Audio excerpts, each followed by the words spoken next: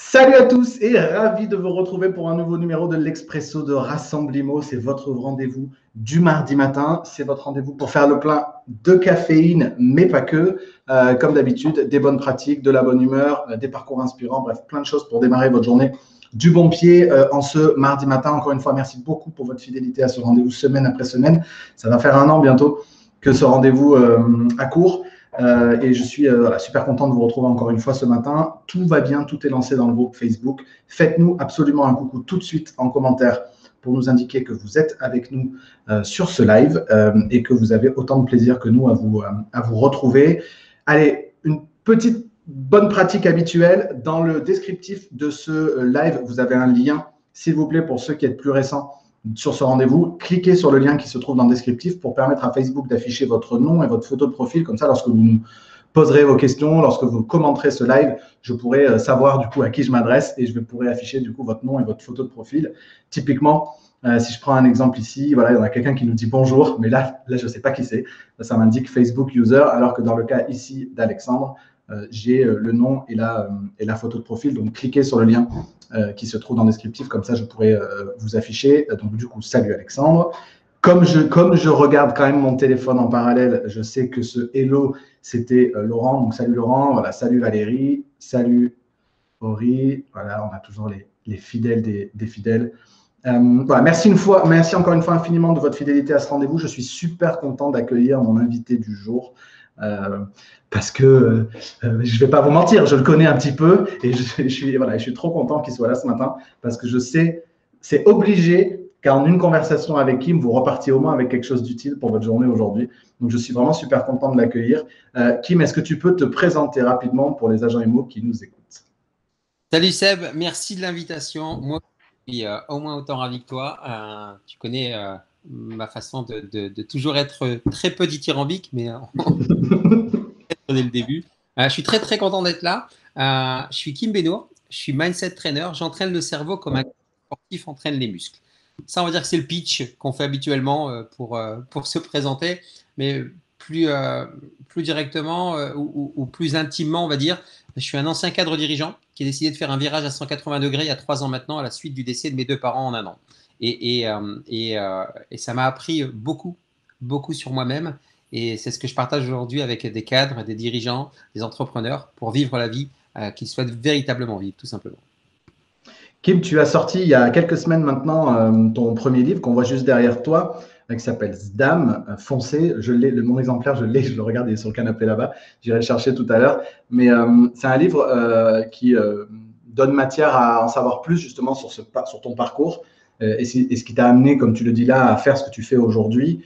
Tu nous as parlé du décès de tes parents il y a 3 ans. Mais au-delà de ça, avant ça, tu avais déjà eu une vie très, très riche. Est-ce que tu peux en quelques minutes peut-être nous partager du coup ton parcours depuis cette enfance dans le Nord, le centre de formation du RC Lens, tes premiers projets professionnels, ta carrière professionnelle, voilà. Dis-nous-en un petit peu plus pour qu'on ait un peu de contexte sur tout ce qu'on va se dire après. Donc, moi, j'ai 47 ans aujourd'hui. Je suis marié à une femme exceptionnelle. On a 2 filles. Et je suis français d'origine algérienne. Je suis algérien né en France, dans un petit village du nord de la France, à Los-en-Goël exactement, enfin à Lens, pour ceux qui connaissent, le Racing Club de Lens au niveau du foot. Et on est la seule famille basanée dans un petit village. Parce que mes parents n'ont pas voulu aller dans les grandes tours et ainsi de suite. Donc ça, pour ça, chapeau bas, parce qu'il fallait déjà prendre cette décision. Et puis on vit une enfance super. Et moi, je suis fan de foot. Et j'ai la chance d'avoir le Racing Club de Lens juste à côté. Donc j'entre au Racing Club de Lens. Je touche le monde professionnel du bout des pieds. Mais malheureusement, je ne deviens pas pro parce que je n'ai pas l'état d'esprit que j'ai aujourd'hui. Quand tu dois penser, manger, dormir, foot, à un moment donné, je cours peut-être un peu plus vite après les filles qu'après le ballon, pour être honnête. Donc, patatrac, ça se termine. Et en 97, donc on est une famille, une belle fratrie de 10 enfants. Et en 1997, j'ai mon frère cadet de 2 ans qui décède d'un cancer. Donc c'est une information, ça fait partie de la vie, mais à cette époque-là, 97, on n'a pas forcément toutes les infos sur les rémissions potentielles, les traitements, enfin bref. Donc c'est un espèce de choc. Et je décide ce jour-là de dire, mais en fait, la vie passe trop vite, donc je vais profiter à fond de la vie. Donc je me fais sauter inconsciemment toutes les barrières mentales que je m'étais mises et je me dis maintenant, je vais avancer moi aussi, peut-être que je peux partir demain, donc je vais avancer. Donc, je commence à faire en sorte que les rêves que j'avais, ça devienne des objectifs. C'est pour ça que j'ai cette citation qui est derrière moi, qui est très importante d'Antoine de Saint-Exupéry, que c'est pas que des mots. Fais de ta vie un rêve et d'un rêve une réalité, parce que je commence à entrer un peu dans le cerveau en disant, mais en fait, on a tous la possibilité de faire plein de choses. Pourquoi, après disposition égale, certains vont réussir, d'autres non? Donc, je prends des lectures. Je commence à m'éduquer en disant comment fonctionnent les pensées, comment fonctionne le cerveau, comment ci, comment ça. Et je commence à comprendre que l'homme devient ce à quoi il pense le plus souvent, avec le temps, bien sûr. Je commence à comprendre ça, puis je me dis, OK, très bien. Donc, je me dis que tout ce que je vais toucher, je vais faire un peu l'alchimiste et je vais transformer ça en or. Je me dis que c'est possible pour moi. Et après quelques petits boulots, je rentre dans une société informatique qui est le numéro 1 mondial en distribution de produits et services. Et dès que je rentre là-bas en tant que commercial, 7 heures par jour, 7 heures par jour, on ne vendait pas pendant 7 heures, c'est faux, parce qu'on dit 7 heures par jour, c'est comme les agents IMO pendant 7 heures en train de frapper à la porte, mais on ne frappe pas pendant 7 heures à la porte, il y a des temps morts, il y a plein de choses comme ça, il y a des prospections, il y a des moments de solitude dans la bagnole, il y a plein de choses comme ça. Et là, je me dis, mais en fait, on est 200 dans la boîte à l'époque, je me dis, mais un jour, j'aurai cette place, la place du patron.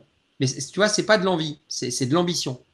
Donc, je commence à utiliser mes organes de manière proportionnelle. Donc, j'ai 2 yeux, 2 oreilles et une seule bouche. Donc, je l'utilise proportionnellement. J'écoute et je regarde 2 fois plus que je ne parle. Maintenant, ça a changé. Et je commence à poser des questions et puis à avoir pas mal d'infos.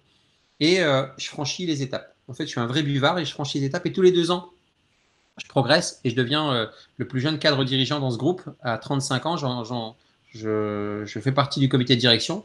Puis, je suis nommé directeur général adjoint. Et puis, je voyage dans le monde parce qu'on distribue les HP, les Toshiba, les Acer, toutes les grandes marques. Et je rencontre les équipes de Steve Jobs, celles de Bill Gates. Notre siège est aux États-Unis, donc j'y vais très souvent. Donc, c'est vraiment le top. Donc ça, je te fais le raccourci, mais en 98-2015. Donc, tout ce cheminement-là. Et je m'éclate véritablement. Donc, j'investis dans l'immobilier pendant ce temps-là pour profiter, parce que l'immobilier, j'ai toujours eu un rapport intéressant avec l'immobilier. Et puis, 2015-2016, tu vois, il y a peut-être la crise de la quarantaine. Je me dis, je suis pas à l'aise. J'aime pas trop ce que je fais. C'est pas que j'aime pas trop, mais je pense que le contexte n'est pas là. Je suis pas pleinement aligné avec ce que j'ai envie de faire. Mais tu es dans une situation, en théorie, tu es un nabab, tu n'as pas le droit de te plaindre. Tu es cadre dirigeant, tu gagnes bien ta vie dans un contexte où les gilets jaunes, le bordel, le ci, le ça, tu dis, mais attends, tu peux pas te permettre. Mais l'avantage, c'est que avec mon épouse, on a une communication qui est très forte, donc on communique, puis elle sent que ça va pas trop. Donc, on en parle ouvertement. Et elle me dit, mais je sens que ça va pas trop, qu'est-ce qui se passe? Je dis, écoute, j'ai des parents qui ont 80 balais, j'ai l'impression que ça va pas, j'ai pas profité suffisamment. On a une deuxième fille, il y a 13 ans d'écart entre nos filles. J'ai eu le sentiment d'être entre les lounges d'aéroport et les avions et pas avoir complètement profité. Elle me dit, écoute, tu sais que je te fais complètement confiance, fais ce que tu as envie de faire. Et puis, on perd notre père, et un an après, on perd notre mère. Donc, en un an, les deux partent, et je me dis, mais en fait, j'étais en train de vivre, et même pas vivre, j'étais en train d'exister pour honorer leur sacrifice qu'eux avaient fait, en quittant leur pays, en faisant ci, en faisant ça. Mais ça, tu le comprends quand tu as 45, 46, 47 balais. Et tu dis, mais en fait, je vais peut-être me mettre à vivre, même si j'ai vécu, je vivais pour exister au travers du regard de mes parents, tu vois, un peu le concept. Et là, je me dis, mais stop, d'abord, il faut que tu penses à toi. Et une fois que tu vas penser à toi, bah, tu vas pouvoir rayonner, inspirer les autres et puis faire ce que tu as envie de faire. Donc, toutes ces années, je me suis préparé aussi parce que je savais que ce n'est pas ce que je voulais faire toute ma vie. Je me suis formé aux neurosciences, au coaching, au leadership, au management, avec toutes les formations possibles et imaginables. Puis quand j'ai décidé de sauter le pas, je l'ai fait de manière transitoire. Je l'ai pas fait, j'ai pas sauté de l'avion comme ça sans parachute. J'avais préparé, je te parlais d'immobilier, donc j'avais calmé mon reptilien sur la peur du manque, en investissant dans l'IMO, en faisant des petites choses, en mettant de côté. Et puis quand j'ai décidé de sortir un peu du bois et d'être mindset trainer, donc d'être véritablement quelqu'un qui va inspirer au maximum les cadres et les dirigeants et les entrepreneurs, ça a été fait de manière douce parce que je n'ai jamais vu une entreprise, un cadre, un dirigeant, un entrepreneur voir son projet ou son entreprise croître ou décroître sans que ce ne soit pas 100% de sa responsabilité. Et c'est là où j'ai décidé de mettre toute mon expérience en disant, mais pensez à vous, il y a deux choses qui sont vraiment insidieuses dans ce monde. C'est la peur du manque financier et la peur du regard de l'autre. Ce sont les deux choses qui bloquent le plus de monde. Quand tu franchis ces deux peurs, je le schématise grossièrement, tu as un champ des possibles qui s'ouvre, mais toute proportion gardée. On ne va pas commencer à parler de loi d'attraction, tout ce qui arrive. On peut parler de tout ça, j'ai aucun débat là-dessus. Mais moi, je suis quelqu'un qui suit, et tu le sais, Seb, autant ancré, très cartésien, j'aime bien comprendre, et je peux partir dans des discussions très, très élevées spirituellement, j'ai aucun problème. Mais tu as un juste milieu entre les deux parce que tu as juste besoin de laisser exprimer le libre arbitre, qu'on est la seule espèce vivante sur cette planète à avoir, contrairement aux autres espèces vivantes. Tu vois. Donc voilà, le parcours, ça, je le raconte dans le livre. Il y a un vrai sujet, moi, que j'ai lu dans le livre, que je sais de toi et qui fait écho chez moi, et je pense chez beaucoup des conseillers immobiliers qui nous écoutent, parce que beaucoup d'entre eux sont en reconversion professionnelle. Il y a un sujet autour de l'autorisation. C'est-à-dire qu'il y a l'autorisation qu'on se donne, et il est parfois nécessaire que pour se donner cette autorisation, on ait l'aval et l'autorisation d'autres personnes. Tu as parlé de ta femme, ça a été exactement mon cas aussi. Je crois que l'hommage dans mon livre que je fais à ma femme, c'est parce qu'il suffit parfois d'une autorisation pour être heureux, tu vois. Et c'est quoi ton rapport par rapport à ça chez toi, mais ce que tu as vu aussi des autres sur s'autoriser? Et parfois, s'autoriser, ça ne se fait pas tout seul. On a besoin aussi de l'aval ou de l'autorisation d'autres personnes dans les gens que tu accompagnes ou que tu croises. Est-ce que ça se joue, ça aussi? Et complètement. Et moi, il y a une phrase qui est très forte dans mon livre aussi où je rends un hommage à mon épouse. C'est le jour où on se pose. À l'époque, on fumait, tu vois, pour te dire donc le schéma dans lequel tu étais, parce que et on est en train de fumer une clope. Et elle me dit, Kim, si tu as peur que j'ai peur, n'aie plus peur. Cette phrase, elle m'a fait, mais boum. En fait, le fait de dire, de t'autoriser à être autant authentique que vulnérable, toi, ton épouse, ton conjoint ou ta conjointe, parce que ça peut être dans les deux sens, c'est quand même la seule personne qui te connaît à nu au sens propre comme au sens figuré.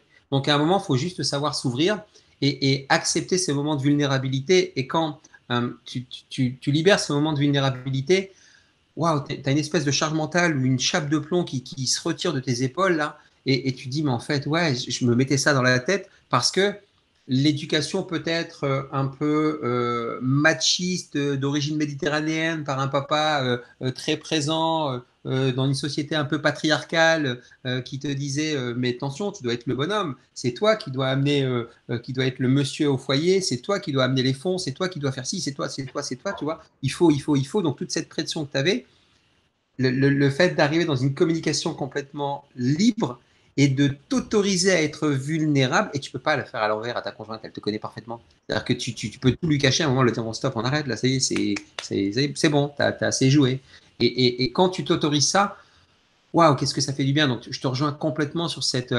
S'il y en a encore aujourd'hui qui ont cette peur, cette crainte et autres, franchissez-la de suite. Et la décision, elle peut prendre un certain temps, elle peut prendre beaucoup de temps. Mais le faire, c'est super facile, mais c'est la décision, c'est prendre la décision de le faire. Ouais. Je me suis rétrospectivement, je me suis toujours étonné de la vitesse à laquelle j'ai décidé de quitter la boîte dans laquelle j'étais et d'entreprendre. Parce qu'en fait, en réalité, j'étais arrivé au bout. Je ne le savais pas forcément. Et un beau jour, j'arrive et je dis, je crois que, enfin, franchement, j'en peux plus, quoi, j'en ai marre, machin. Et il a suffi qu'elle dise, non, mais enfin, tu sais, tu fais ce que tu veux, tant que tu n'es pas aussi insupportable que ce que tu es le soir en rentrant à la maison, moi, j'ai pas de problème. Mais le lendemain, c'était décidé que je partais. Je ne savais pas ce que j'allais faire. Je ne savais pas dans quoi j'allais entreprendre, dans quel domaine, pourquoi, comment. Mais en fait, il suffisait que de ça pour switcher et de passer en mode action et allez, ça y est, c'est parti. J'ai l'autorisation quelque part dont j'avais besoin parce que, comme tu le dis, tu parlais de sécurité financière, un crédit, 2 enfants, un poste de cadre, etc. Et une fois que j'avais ça, après, derrière, j'étais devenu littéralement inarrêtable. Je voudrais qu'on parle d'un petit sujet ensemble. En attendant, mettez-nous des commentaires, posez vos questions à Kim au fur et à mesure. N'hésitez pas à interagir, cet échange, c'est aussi le vôtre. Merci à Karine qui nous dit qu'elle est ravie de nous écouter. Vous êtes une 35 à peu près à être connecté là tout de suite en live. Donc, profitez, appropriez-vous ce moment d'échange, c'est aussi le vôtre. Kim, j'ai envie qu'on parle d'un sujet parce que du coup, tu nous as parlé de ton parcours chez ton ancien employeur, de cette décision à un moment donné de faire autre chose. Et puis, il y a, parce que c'est quelque part un petit peu le sujet qui est au cœur de ton livre. Et alors, je vais te faire une confidence, il est d'actualité pour moi aujourd'hui. J'en ai parlé tout à l'heure sur Instagram. C'est que c'est probablement aujourd'hui qu'on va avoir ce sable du Sahara qui va arriver sur le territoire. Tu vois, là, à Nice, je vois que le ciel, il n'est pas vraiment voilé, mais il est un peu jauni. Donc, je pense qu'en réalité, c'est en train d'arriver. Et c'est un sujet qui est central chez toi, c'est que cette décision de prendre ta vie en main, quelque part, elle s'est exprimée et tu as pu te révéler à toi-même dans le cadre d'un séjour que tu as fait dans le désert. Est-ce que tu peux nous en parler? Parce que c'est vraiment le sujet qui est à la fois au cœur du livre, au cœur de ton parcours et qui, je sais, va pouvoir inspirer pas mal de gens qui nous écoutent. Ben, si tu veux, c'est que je t'expliquais que je perds mon frangin. On perd notre frangin et je me dis, mais merde, en fait, je prends cet exemple. Moi, j'aime bien diffuser que de l'air, comme tu le sais, de l'amour radical. Je comprends à ce moment-là que l'amour est la seule ressource qui est inépuisable et qui est infinie. L'argent, ça va, ça vient. Le temps, ça va et ça revient pas. L'énergie, ben, tu la perds avec le temps, et ainsi de suite, et ainsi de suite. Par contre, l'amour, ça transcende tout. Mais sauf que ça, on n'a pas été éduqué non plus là-dedans. Donc, on n'a pas le droit de trop en parler. Pour la grande majorité des communs des mortels, encore une fois, hein, pas tout le monde. Et puis, quand je perds mon père et ensuite ma mère, je me retrouve dans un espèce de vide abyssal. Je suis devant une falaise parce que j'avais tellement l'habitude de partager avec eux, honorer leurs sacrifices, les rendre heureux. J'avais gâché ma carrière. Et je vais vous le faire en raccourci, quoi qu'il arrive, pour ceux qui ont loupé ce passage. Donc, Kim, tu as décidé de partir 5 jours dans le désert avec juste, si mes souvenirs sont bons dans le livre, avec 2 bédouins, en fait, hein, c'est ça, 2 personnes qui te guident, un dromadaire, le strict minimum pour survivre pendant ces 5 jours. Vivre une vie un peu d'ascète, de la manière la plus minimaliste possible pendant ces 5 jours dans le désert. Qu'est-ce qui se passe pour toi pendant du coup ces 5 jours dans le désert? Qu'est-ce que ça évoque? Qu'est-ce que tu retrouves? Voilà. Émotionnellement, qu'est-ce que tu vis pendant ces 5 jours-là? Ben, je me confronte à mes peurs déjà parce que tu es dans un environnement hostile. Hein. Et alors, ça a coupé quand Kim parlait du vide abyssal, on dit. Donc là, effectivement, donc, je décide de partir. Et c'est là où en fait, je m'aperçois que toutes ces peurs sont des histoires que je me raconte dans la tête, tu vois, si je dois le résumer rapidement. Donc, je les affronte. Tu vois, la première chose, c'est de me dire, oula, je me retrouve avec 2 bédouins, mais je ne les connais pas, tu vois. Quand on part dans le 4x4 et on traverse tout l'Atlas, parce qu'on part pour 10 heures de voiture, hein, puis ça sent le gasoil, j'ai la tête qui tourne, j'ai pris un vol à 6 heures du matin, je me suis réveillé à 3 heures du mat, je suis fatigué. À un moment, je me dis, je vais me retrouver dans le désert du Sahara avec des gens de Daesh ou d'Al-Qaïda qui vont m'égorger et c'est fini. Tu vois, je commence à paniquer. Et après, je recalme parce qu'il y a mon intuition qui me dit que tu es au bon endroit, en fait. J'écoute mon intuition.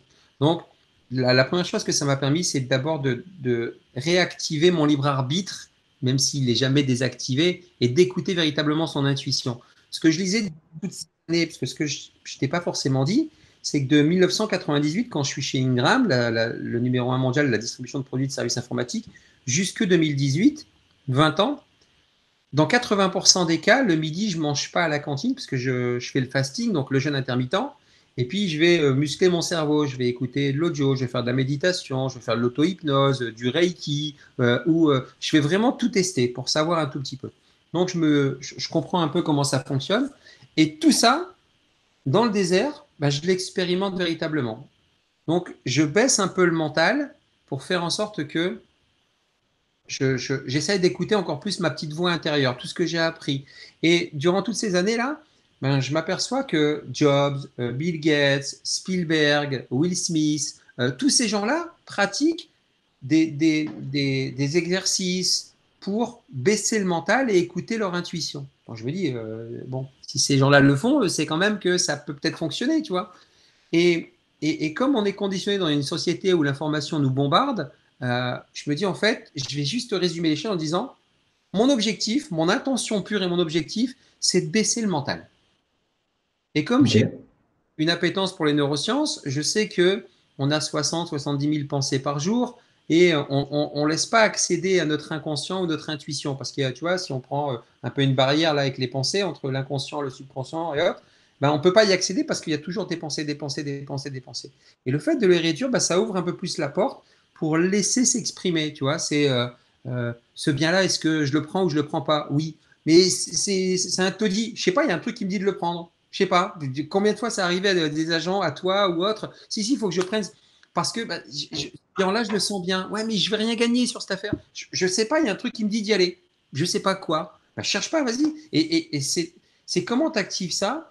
Et je m'aperçois que les plus grands de ce monde ont cette capacité à prendre des décisions très rapidement et leur contraire aussi parfois, parce qu'elles sont alignées avec elles-mêmes. Et pendant ce séjour-là, Ben d'abord, je te dis, c'est ce que j'ai maintenant développé, c'est l'alignement des 4 C. Je prends une importance forte sur le corps, le cœur, la conscience et le cerveau. Donc mon corps, je fumais, donc j'ai arrêté complètement de fumer l'année du décès de ma mère. Euh, je, je, je mange bio pendant cette période-là. Je marche, donc tout l'exercice et autres. Donc je m'occupe de mon corps. Au niveau du cœur, ben, je laisse exprimer davantage mes sentiments, tu vois. Donc, je chiale comme un gamin, mais pendant des heures entières et tout ça. Je pleure le manque de mes parents. Je pleure cette notion d'être dans le vide abyssal. Mais en même temps, je me libère de ces scories, de ces énergies négatives, ces émotions négatives que j'ai empaquetées parce que le poste à responsabilité, quand tu as 500 employés, dont 200 sous ta responsabilité directe ou indirecte, et que tu gères 1,3 milliard ou 1,2 milliard, tout dépend des années, bah, tu dois être en poker face, tu dois rien laisser transparaître. Donc là, il y a une espèce de libération émotionnelle. J'expérimente la notion du temps où le temps s'arrête, ce que j'appelle le temps kéros. C'est vraiment le temps, tu sais, le temps qui s'arrête, c'est quand tu es dans une réunion et elle est barbante et elle dure 3 heures et tu as envie que là, le temps s'arrête. Mais c'est aussi quand tu es dans une relation avec une personne que tu aimes, waouh, tu sais, ces petits moments là au tout début du flirt et autres où tu as l'impression que le temps est infini, ça c'est le temps kéros. Donc je l'expérimente et je trouve ça génial parce qu'il y a ces 4 C là qui consistent à dire en fait que pour vivre, tu as besoin que d'oxygène et rien d'autre. Le reste, c'est des histoires que tu te racontes dans la tête. Et on t'a tellement conditionné, mais on n'a plus besoin d'avoir toutes ces peurs parce que ces peurs, elles viennent réveiller le reptilien qui, lui, était d'une importance forte. Quand on était un sapiens, c'est qu'on vivait dans les grottes et qu'on avait besoin de survivre et de se sauver. Là, on a peut-être moins besoin d'avoir autant de barrières de peur. Bien sûr qu'on doit en avoir. Mais quand c'est pas par rapport à notre intégrité physique, ben, au contraire, la peur, c'est un signal fort d'y aller. Et je comprends ça et j'y vais. Et depuis, ben, j'invite les cadres, les dirigeants en se disant, si tu as un message très fort d'une peur forte, c'est que tu dois y aller, comme ce que tu disais quand avec ta conjointe te dit, même si tu ne sais pas ce que tu vas faire, ben, j'y vais, je sais que c'est ça. Et en fait, c'est ça ce que j'appelle la définition de la foi. Comment depuis, moi j'ai 47 ans, depuis 47 ans, il m'est arrivé de très belles choses comme de moins bonnes. Et je suis là, face à toi, en train de parler. Donc, il y a toujours eu quelqu'un ou quelque chose qui a toujours été là. Ben, comment je peux douter de tout ce qui va m'arriver jusqu'à la fin de mes jours? C'est la définition de la foi. C'est OK.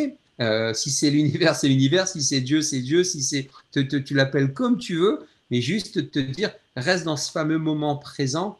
Mais ce fameux moment présent, c'est comment tu l'expérimentes. C'est, je suis avec Seb à 100%. J'ai autre chose après, ok, ça ne t'empêche pas de planifier. Mais c'est véritablement de vivre ces instants parce qu'il n'y a que cet instant présent qui compte à chaque fois. Et c'est ça que tu as découvert dans le désert? C'est quoi que tu as découvert dans le désert? Si tu as découvert quelque chose. Ce que j'ai découvert, c'est que pour vivre, on a besoin d'être et rien d'autre.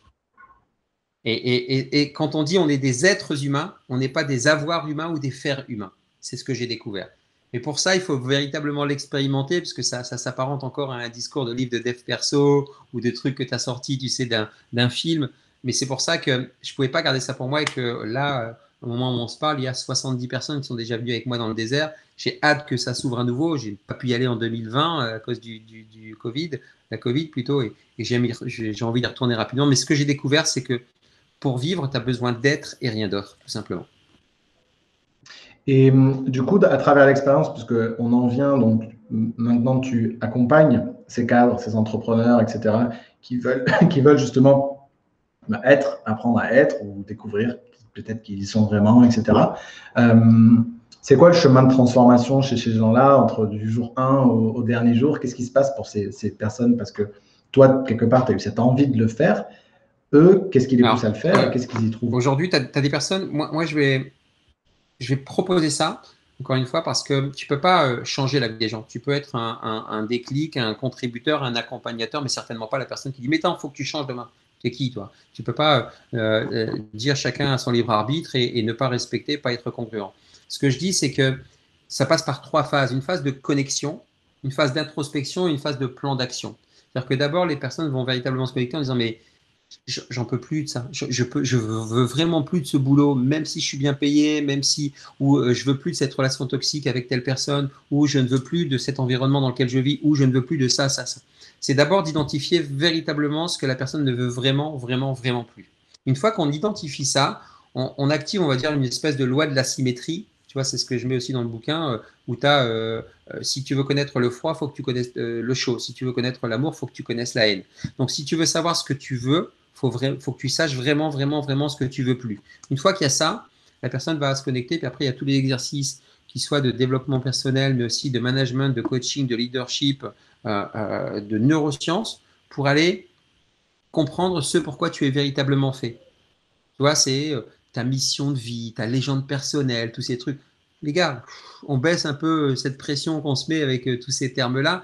Les boueurs, le coiffeur ont une mission de vie, c'est de nettoyer nos rues pour faire en sorte qu'on n'attrape pas la peste, entre autres, et puis nous rendre beaux quand on va chez le coiffeur, par exemple. Donc c'est juste de démystifier tout ça en disant, l'agent immobilier, je t'en parlerai peut-être après un peu plus dans le détail, mais moi, la mission que je vois qu'il a, c'est de permettre aux personnes de subvenir à un besoin de la pyramide de Maslow, besoin de sécurité, tout simplement, au travers du toit qu'il peut trouver pour les personnes. Donc, quand tu identifies ça, on le fait avec l'ikigai, mais pas que, avec d'autres outils où on va pousser. Et là, la personne va se dire, en fait, ouais, c'est ça que je veux faire. C'est véritablement ça. Donc, et ça, tu ne le fais pas comme ça. Donc, d'abord, on se connecte. Donc, la connexion. Il y a ce travail d'introspection. On identifie véritablement ce qu'on veut faire. Et il y a ce cheminement de transition. C'est-à-dire que cette transition, tu ne la fais pas comme ça en disant stop, je donne ma DM, je me barre et autres, parce que le choc émotionnel, tout le monde ne peut pas le faire. Le choc émotionnel est trop important. Tu vois, donc, parce qu'il y a ces fameuses peurs et il y a ce système qui nous envoie des messages forts, c'est comment je franchis ce cap en limitant la peur du manque financier, en limitant la peur de l'échec, en limitant la peur de la réussite, en limitant la peur du regard de l'autre, du rejet et tout ça. Ben, tu le fais en disant, OK, d'abord, il y a un exercice qui va aller permettre de savoir quelle est la peur prédominante. Et une fois prédominante, moi, j'avais cette peur du manque financier, tu vois, parce que je gagnais très bien ma vie.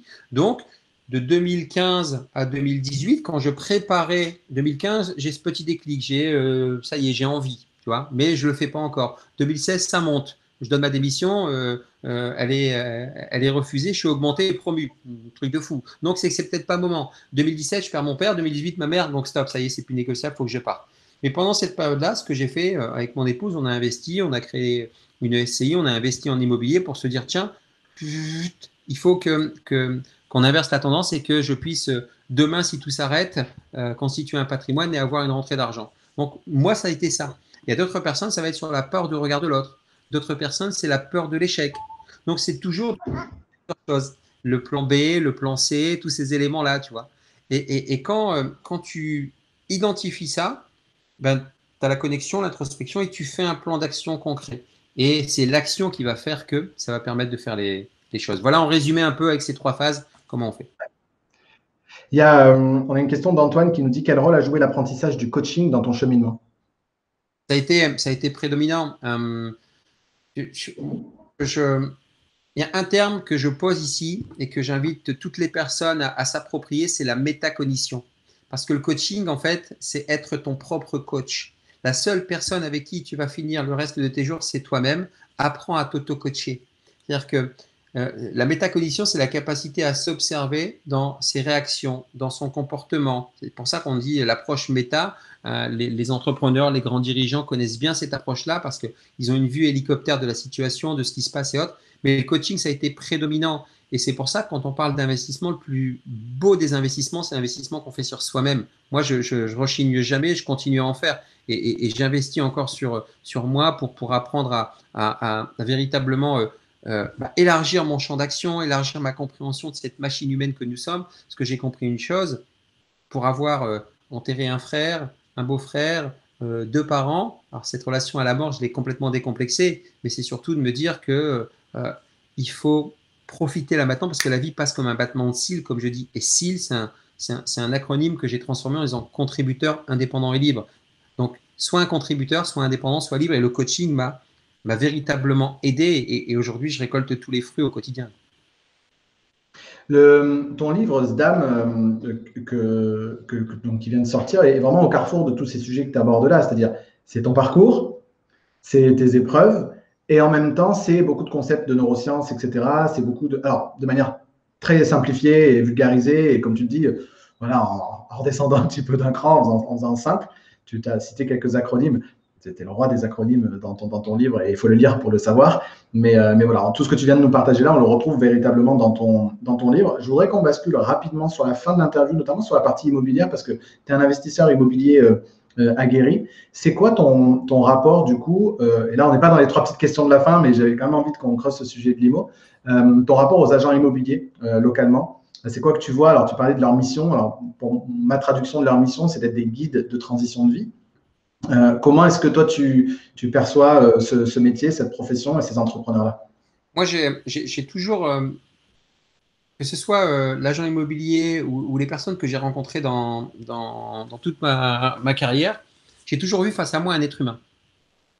Si tu veux, parce que on est constamment bombardé, encore une fois, d'informations et on voit tout avec des étiquettes.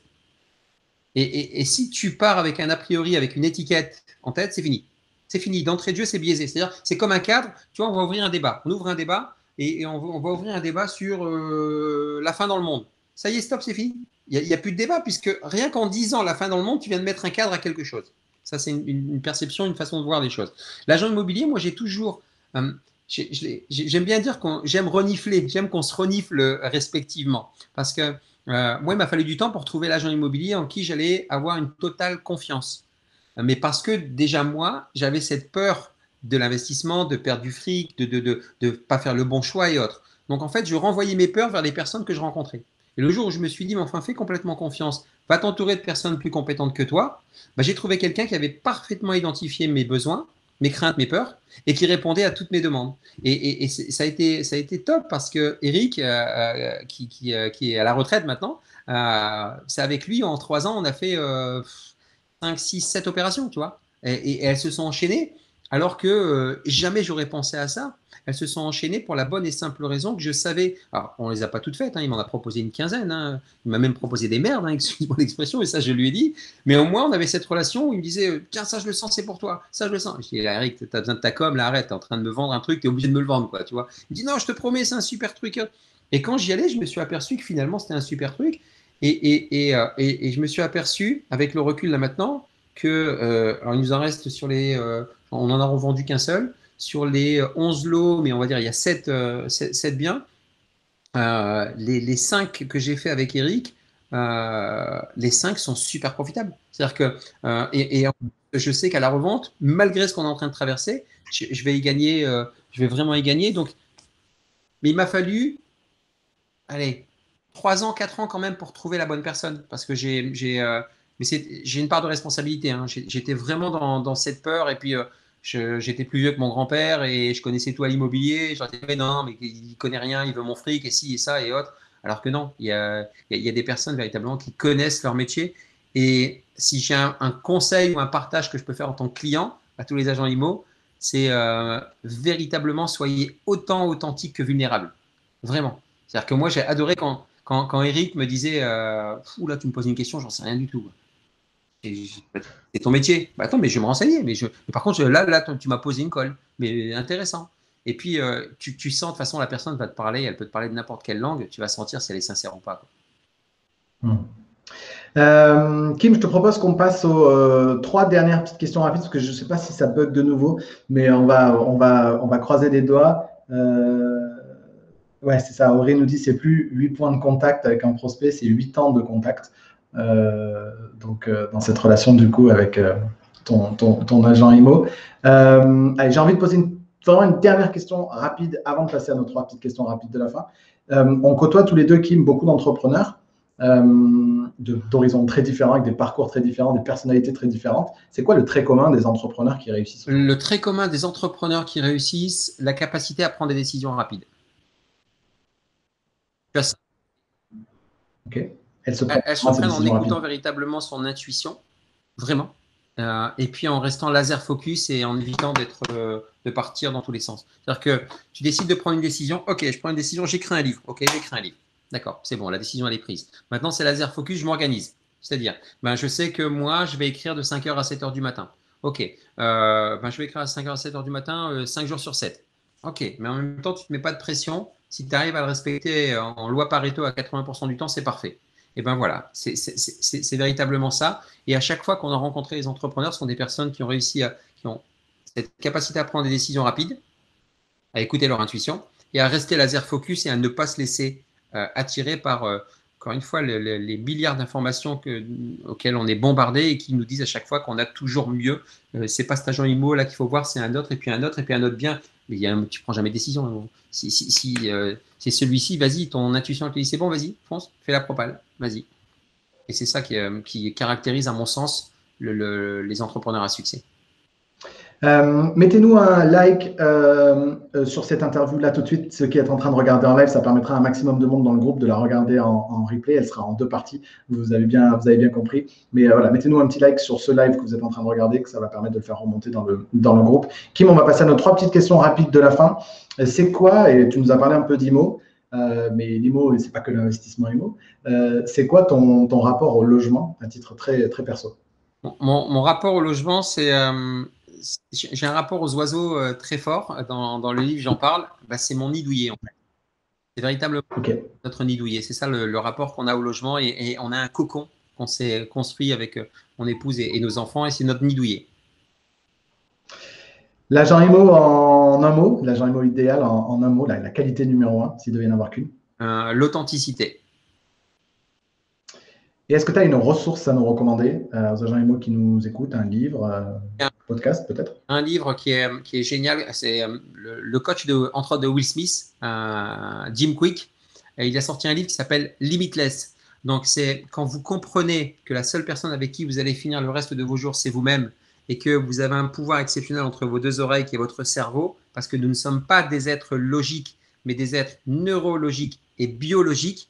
Ben, vous allez commencer à muscler votre cerveau comme vous faites des pompes ou vous allez faire du running et vous allez voir que les choses vont changer. Et j'invite un maximum de personnes à le lire parce qu'il est super puissant. Limitless. Donc, Limitless de Jim Quick, K-W-I-K.